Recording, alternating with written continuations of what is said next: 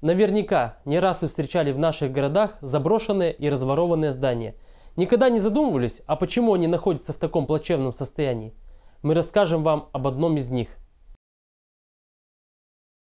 Привет всем, с вами Ильдар Закиров. Сегодня мы находимся в городе Воткинске. Это бывшее здание ПТУ номер 10 по адресу Юбилейная, дом 1. Летом 2016 года Минимущество Удмуртской Республики безвозмездно передало его городу. Горожанам обещали переоборудовать здание и отдать пятой школе, одной из самых переполненных в городе. Но до сих пор школьников мы здесь не наблюдаем. Самое интересное впереди. Здания, а там их несколько, включая общежитие, гараж и другие постройки, до передачи находились во вполне приемлемом состоянии.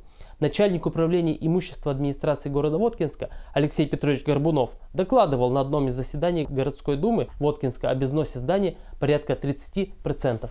Давайте взглянем на обстановку сейчас. Почти все окна в здании разбиты, причем в некоторых местах даже выломаны рамы, спилены радиаторы отопления, разворована силовая электрика. Депутат городской думы города Воткинска Анатолий Бородулин заявляет об износе в 70%. Сейчас вы видите износ здесь порядка, наверное, процентов 70.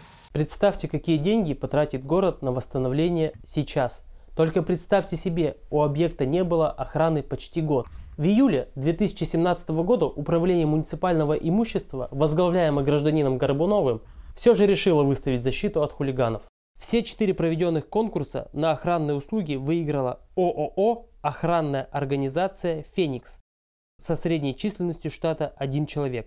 1 октября 2018 года, после пожара в актовом зале, заключенный контракт расторгли. Как вы видите, сначала чиновники просто наплевали на объект, а потом год охраняли его организации, которая допустила пожар. Но это не единственный случай. Такая же судьба постигла и дом ребенка по адресу Молодежная, 4. Это здание должно было стать детским садом, но также стало жертвой вандализма и превратилось в наркопритон. И также охранялось и охраняется организацией «Феникс». Вывод простой.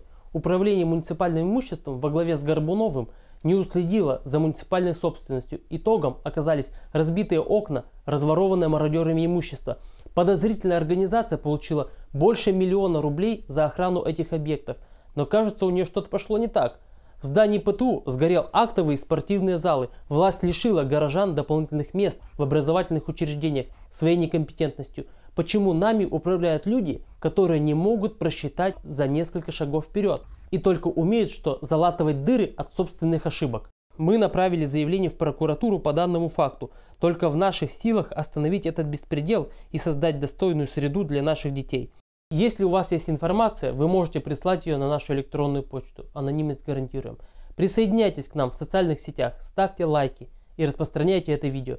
Пишите в комментариях все, что думаете об этом. До встречи!